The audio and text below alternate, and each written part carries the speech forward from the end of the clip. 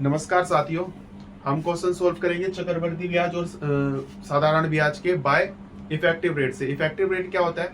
जैसे कि हमें कहता है कि जो मूलधन है उस पे एक साल अलग रेट होगा और दूसरी साल अलग रेट होगा। यानी कि मान लीजिए वो प्रथम साल कहता है कि जो मूलधन है 5,000 उस पे ब्याज दर रहेगी 20% और जो तीसरे साल रहेगी यानी कि दूसरे साल रहेगी वो रहेगी 10%। जो 20% है और 10% है इनको हम एक ही रेट निकालेंगे, इसको कहते हैं हम इफेक्टिव रेट। यानी कि दो अलग अलग ना करके एक रेट क्या लगेगा 2 साल के लिए। आइए इसको करके सॉल्व करते हैं। जैसे कि मान लेते हैं जो हमारा मूलधन है प्रिंसिपल है वो है 5,000 रुपए और जो पहले साल का रेट है वो है 20% और जो रेट 2 है यानी कि दूसरे साल जो रेट लगेगा वो लगेगा 10%। और इसका जो हमें बताना है इसका कंपाउंड इंटरेस्ट कितना होगा। ये 2 साल के लिए, टाइम तो हमारा हो ही गया है, 1 और 2 साल। जो ये इफेक्टिव रेट निकालने का एक फॉर्मूला होता है, बड़ा ही आसान है।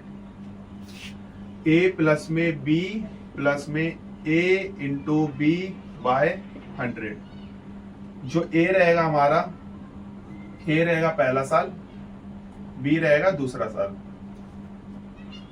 ए है हमारा जैसे कि 20% और बी है हमारा 10% प्लस में 20 इंटू में 10 बाय 100।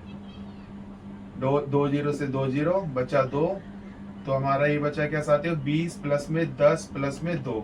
जो हमारा रेट निकल के आया है वो है एक 32%।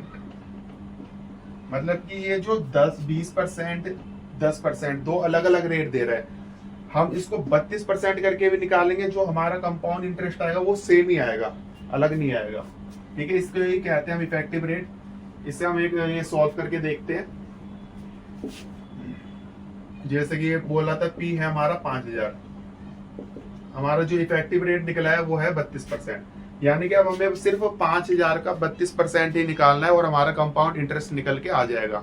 इसमें हमें कुछ ज्यादा वो नहीं करना पड़ेगा स्लैब मेथड की तरह, ये और भी आसान है। 5,000 का 32% कितना होता है? 2 जीरो से 2 जीरो गए, 5 दूनी 10, 5 दिया 15, 0 5 और 1 6, 1 जीरो यहाँ बचाता है यानी कि 16। जो इसका कंपाउंड इंटरेस्ट है वो होगा ऑल ओवर 16। साथ ही ये बड़ा ही आसान है। और जो इसका अमाउंट आएगा वो हो जाएगा हमारा 5,000 प्लस में 1,600। ठीक है, 5,000 1,600 यानी कि ये हो गया हमारा 6,600 रुपए, जो इस क्वेश्चन का आंसर है। धन्यवाद।